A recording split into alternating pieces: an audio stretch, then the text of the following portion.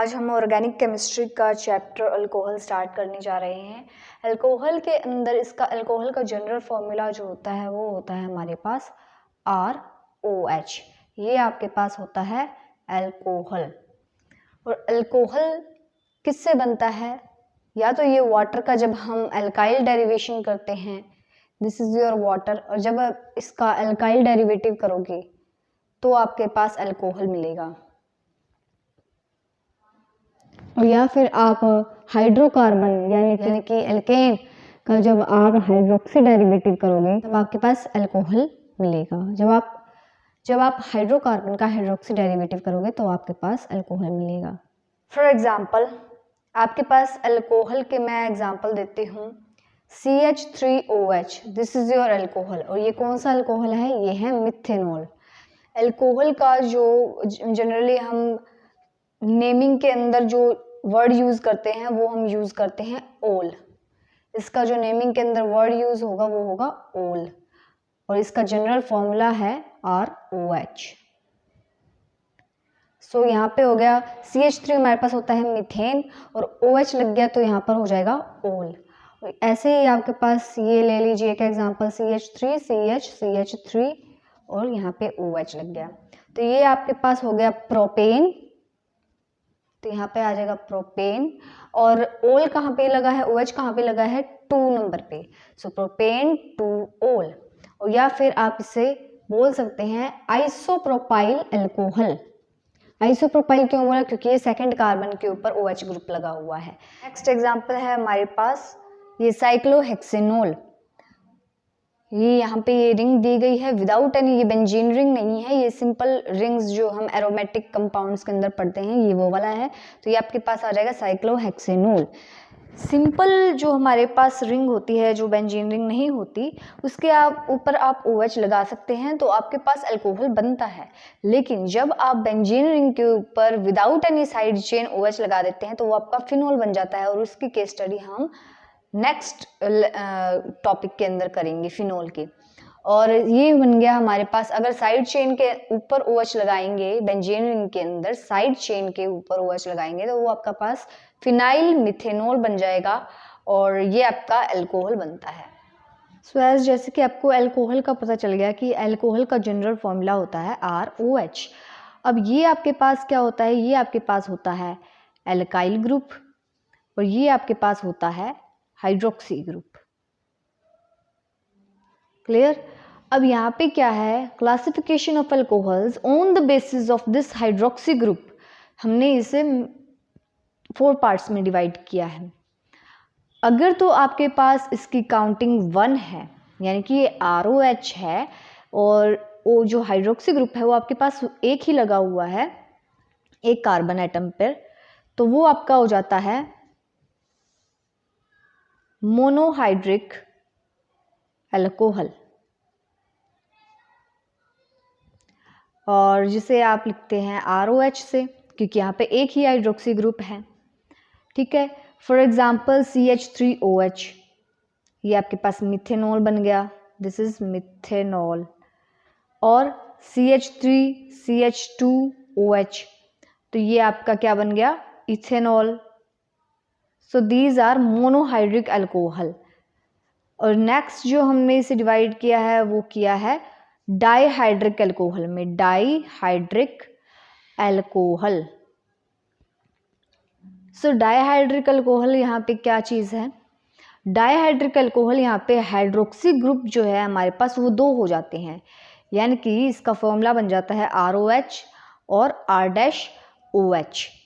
ठीक है, अब यहाँ पर भी 2 तरीके की, यहाँ पे हम क्योंकि 2 हाइड्रोक्सी ग्रुप है तो 2 तरीके की अरेंजमेंट होती हैं, या तो ये होगी और या फिर R के एक ही कार्बन एटम के ऊपर 2 OH ग्रुप प्रेजेंट होंगे। क्लियर? यहाँ पे क्या है कि यहाँ पे 2 कार्बन एटम्स 2 अलग अलग OH ग्रुप्स को ले रहे हैं, यानी एक हाइड्रोक्सी ग्रुप को एक कार्बन एटम संभाल रहा है और दूसरे हाइड्रोक्सी ग्रुप को दूसरा कार्बन एटम संभाल रहा है। जब 2 carbon atoms, 2 adjacent carbon atoms पर 2 OH ग्रुप्स लगे हों तो वो आपका बन जाता है विसिनल, और जिसे आप शॉर्ट फॉर्म में विस से लिख सकते हैं। ओके, और जब आपके पास एक ही कार्बन एटम के ऊपर दो OH ग्रुप्स प्रेजेंट हो, ये एक ही कार्बन एटम पर दो OH ग्रुप्स प्रेजेंट हो तो वो आपके पास बन जाता है जेमिनल, और शॉर्ट फॉर्म में आप इसे जैम लिख देते हैं। क्लियर। फॉर एग्जाम्पल एक हम इसकी एग्जाम्पल कर लेते हैं। फॉर एग्जाम्पल CH2OH और फिर से CH2OH, तो ये आपके पास क्या बन जाता है, ये आपके पास बन जाता है इथेन 1,2 डायोल और इथाइलिन ग्लाइकोल, और सिंपली आप इसे ग्लाइकोल कह सकते हैं। लेकिन ये कौन सा ग्लाइकोल है, ये हमारे पास है दो एडजेसेंट कार्बन के ऊपर दो OH ग्रुप्स लगे हुए हैं, तो ये हमारे पास विसिनल ग्लाइकोल बन जाएगा। और ऐसे ही हम एक और एग्जांपल इसकी भी लें तो सेम ऐसे ही हमारे पास बन जाएगा। लगे यहाँ पर देखिए नेक्स्ट एग्जांपल है, दो OH ग्रुप एक कार्बन एटम के ऊपर लगे हुए हैं, तो ये भी सेम ही फॉर्मूला है, लेकिन ये कौन सा है, इथेन 1,1 डायोल है। यहाँ पे 1,2 डायोल है, ये 1 हो गया, ये 2 हो गया, सो यहाँ पे ये क्या बन गया, इथेन 1,1 डायोल और इथाइलिडीन ग्लाइकोल बन जाएगा, ये इथाइलिडीन ग्लाइकोल, और सिंपली आप इसे क्या कह सकते हैं, ये जेम ग्लाइकोल बन गया, जेमिनल ग्लाइकोल। इसमें एक और चीज़ देखने लायक है कि हमें ये जो फॉर्मेशन है ये हमें देखने को ज़्यादातर नहीं मिलती, क्योंकि ये हाईली अनस्टेबल होती हैं, और हाईली अनस्टेबल होने के कारण ये क्या करती हैं, ये वाटर को रिमूव कर देती हैं। यहाँ से ये क्या करेंगी, वाटर को रिमूव कर देंगी और आपको क्या बना देंगी, ये एल्डिहाइड बना देंगी। ठीक है, ये तो बात हुई अगर आपके पास ये जो OH दो ग्रुप्स हैं ये लगे हुए हैं प्राइमरी कार्बन पे। अगर सेकेंडरी कार्बन पे लगे हो तो क्या होगा, अगर आपके पास सेकेंडरी कार्बन हो यानी कि इस तरीके का, तो आपके पास क्या होगा, तो ये क्या करेंगी, तो भी ये वाटर को रिड्यूस करेंगी, तो ये यहाँ से एक OH ग्रुप यहाँ से चला जाएगा और एक H यहाँ से क्लीवेज हो जाएगा, तो आपके पास ये वाटर रिड्यूस करके क्या बना देंगी, ये कीटोन बना देंगी, RCR' डबल बॉन्ड O, तो यहाँ पे आपके पास कीटोन की फॉर्मेशन हो जाएगी। अगर दो OH ग्रुप आपके पास सेकेंडरी कार्बन पे लगे हुए हैं, अगर प्राइमरी कार्बन पे लगे हुए हैं तो आपके पास ये क्या बना देंगे, H2O रिमूव करके एल्डिहाइड बना देंगे।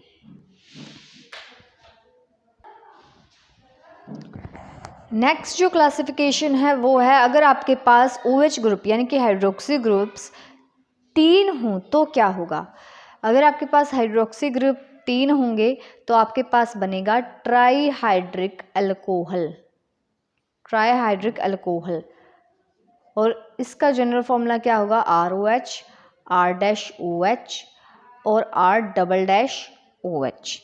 ठीक है, इसके एग्जाम्पल ले लेते हैं हम, एक CH2OH, CHOH, CH2OH, ये आपके पास बन जाएगा प्रोपेन, ये है आपके पास एग्जाम्पल, ये आपके पास बन जाएगा प्रोपेन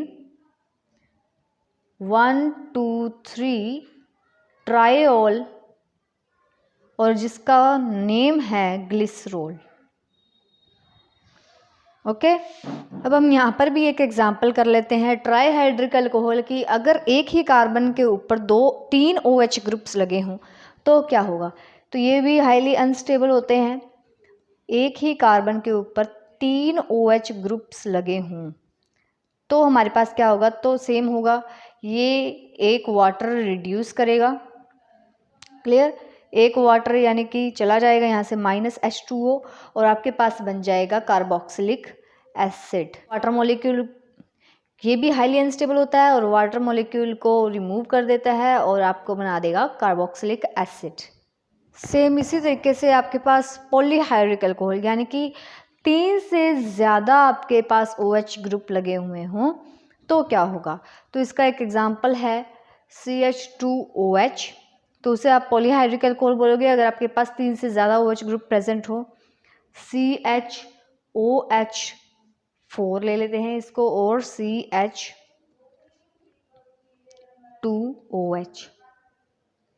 तो ये है आपके पास एक पॉलीहाइड्रिक अल्कोहल की एग्जांपल जिसे आप सॉर्बिटॉल बोलते हो। और एक इसका एक एक्सेप्शन केस होता है क्लोरल हाइड्रेट, तो इसके अंदर 2 हाइड्रोक्सी ग्रुप्स प्रेजेंट होते हैं। क्लोरल हाइड्रेट कुछ इस तरीके का होता है, CCl3 और CHOH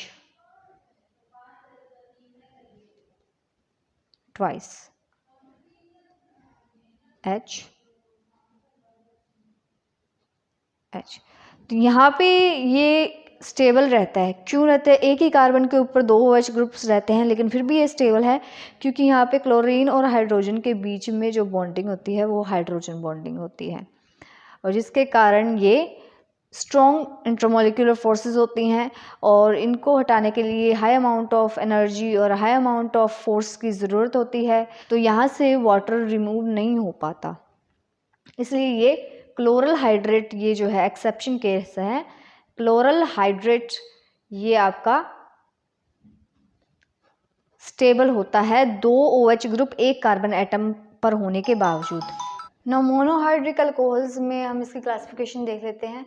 so on the basis of aliphatic और एरोमेटिक कार्बन चेन, हमने इसे 2 कैटेगरीज में डिवाइड किया हुआ है। कार्बन चेन, इसको 2 कैटेगरीज में डिवाइड किया हुआ है। इसको 2 कैटेगरीज में डिवाइड किया हुआ है।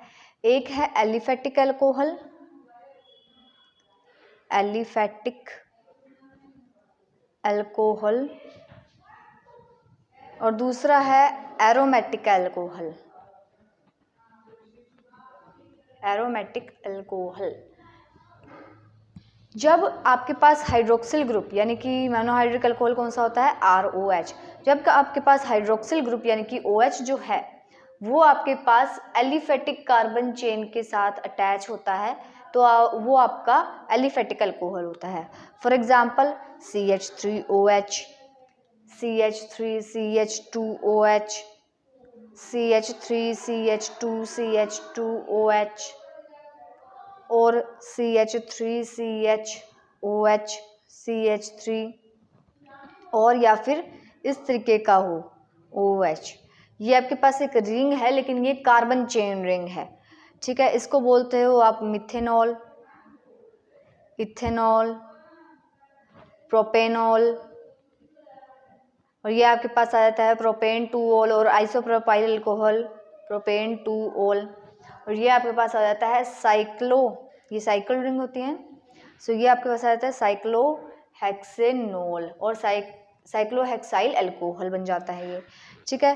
तो ये जो भी हैं ये भी कार्बन चेन ही है। तो ये सभी के सभी जो कार्बन चेन के साथ जब OH ग्रुप आपका हाइड्रोक्सिल ग्रुप अटैच होता है तो वो आपका एलिफेटिक अल्कोहल बन जाता है, ठीक है। अब बात करते हैं एरोमेटिक अल्कोहल की। सो एरोमेटिक अल्कोहल वो होते हैं जिसके अंदर जब आप बेंजीन रिंग लेते हो तो बेंजीन रिंग के साइड चेन पर आपका हाइड्रोक्सिल ग्रुप प्रेजेंट होता है, ठीक है। जब एरोमेटिक हाइड्रोकार्बन के साइड चेन के ऊपर आपका हाइड्रोक्सिल ग्रुप प्रेजेंट होता है कुछ इस तरीके से। ये आपके पास एक बेंजीन रिंग है और इसके ऊपर लगा है कार्बन चेन CH2OH, तो ये आपके पास बन जाता है फिनाइल मिथेनॉल, फिनाइल मिथेनॉल। और एक और एग्जांपल ले लीजिए, ये आपके पास है बेंजीन रिंग और ऊपर लगी है कार्बन चेन CH2OH, ये आपके पास बन जाता है 2-फिनाइल इथेनॉल, 2-फिनाइल इथेनॉल। क्लियर? अब एक और आपके मन में आएगा कि OH ग्रुप, OH अगर हम सीधा लगा दे तो क्या होगा? बेंजीन रिंग के ऊपर अगर आप सीधा OH रिंग लगा दोगे तो आपके पास फिनोल बन जाएगा, और फिनोल जो है इसको हम नेक्स्ट चैप्टर के अंदर स्टडी करते हैं।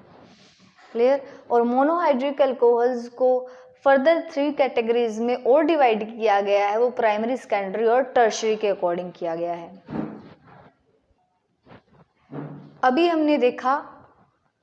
अभी हमने हाइड्रोक्सिल ग्रुप के बेसिस पे स्टडी की। अगर हाइड्रोक्सिल ग्रुप मतलब कि कार्बन चेन के साथ लगा होगा तो आपके पास वो एलिफेटिक अल्कोहल होगा या एरोमेटिक अल्कोहल होगा। लेकिन अब हम बात करेंगे इस अल्काइल ग्रुप के बारे में। अगर आपके पास एल्काइल ग्रुप कार्बन चेन के ऊपर किस तरीके से लगा हुआ है उससे आप देखिए। फॉर एग्जाम्पल प्राइमरी अल्कोहल बन रहा है तो इसका मतलब है कि आपके पास कुछ इस तरीके का फॉर्मेशन होगा, ROH ही होगा, लेकिन इसको मैं एक बार फिर से इस तरीके से खोल के दिखा देती हूँ। तो ये आपके पास क्या बनता है, ये आपके पास बनता है प्राइमरी अल्कोहल। एक बढ़िया सी एक बेसिक सी एग्जांपल लेकर चलती हूँ मैं, CH3 CH2 CH और CH3 और यहाँ पर भी एक ले लेते हैं CH3। क्लियर। अब यहाँ पर देखिए, जब आपके पास एक ही अल्काइल ग्रुप प्रेजेंट होगा तो वो आपका प्राइमरी अल्कोहल होगा। एक ही अल्काइल ग्रुप के ऊपर आपका OH लगेगा तो आपके पास प्राइमरी अल्कोहल होगा। लेकिन जब आपके पास ये अल्काइल ग्रुप 2 हो जाएं, जब ये आपके पास अल्काइल ग्रुप 2 हो जाएं और फिर OH ग्रुप लगेगा तो ये आपके पास कौन सा बन जाएगा, सेकेंडरी अल्कोहल। ये आपके पास सेकेंडरी अल्कोहल बन जाएगा। और जब आपके पास 3 अल्काइल ग्रुप्स लगे होंगे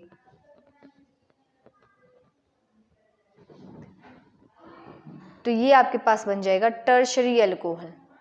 क्लियर। अब यहाँ पे इसकी पोजीशन क्या है, यहाँ पर ये जो कार्बन एटम है अगर यहाँ पर OH ग्रुप लगेगा तो यहाँ पर ये प्राइमरी कार्बन एटम है और ये जो सेकंड नंबर पे है ये सेकेंडरी कार्बन एटम है। ओके। और ये जो थर्ड नंबर पे है ये टर्शरी कार्बन एटम है। ये एग्जाम्पल ही कुछ इस तरीके की ली गई है कि यहाँ पर प्राइमरी, सेकेंडरी और टर्शरी तीनों की जो अल्कोहल्स हैं वो फुलफिल करे। अगर मान लीजिए मैं यहाँ पर OH ग्रुप लगाती हूँ तो मान लीजिए CH2 CH2 CH CH3 CH3 और यहाँ पर मैं OH ग्रुप लगाती हूँ तो ये बन गया आपके पास प्राइमरी अल्कोहल, क्योंकि ये जो पूरा का पूरा R ग्रुप है ये सारा का सारा पीछे है आपके, ठीक है, और OH लगा हुआ है, ये आपके पास प्राइमरी अल्कोहल बन गया। अगर तो ये आपके पास क्या बन गया, प्राइमरी अल्कोहल। और अगर आपके पास मैं यहाँ पर लूँ सेकंड नंबर पर एग्जाम्पल ली है, अब यहाँ पर बीच में मैंने OH ग्रुप लगाया है, सेकंड कार्बन एटम के ऊपर मैंने OH ग्रुप लगाया है, तो यहाँ पर भी एक R ग्रुप है और यहाँ पर भी एक बड़ा सारा R ग्रुप बन रहा है। तो ये कौन सा हो गया, ये हो गया सेकेंडरी अल्कोहल, यानी कि दो R ग्रुप लग रहे हैं और बीच में कार्बन है तो ये आपके पास सेकेंडरी अल्कोहल हो गया। ऐसी टर्शरी का भी हम देख लेते हैं, CH3 CH2 CH3 CH3 और यहाँ पर OH। अब यहाँ पर देखिए एक तो ये R ग्रुप बन रहा है, एक ये R ग्रुप बन रहा है और ये R ग्रुप बन रहा है। अब 3 R ग्रुप बन रहे हैं तो ये कौन सा हो गया, टर्शरी अल्कोहल।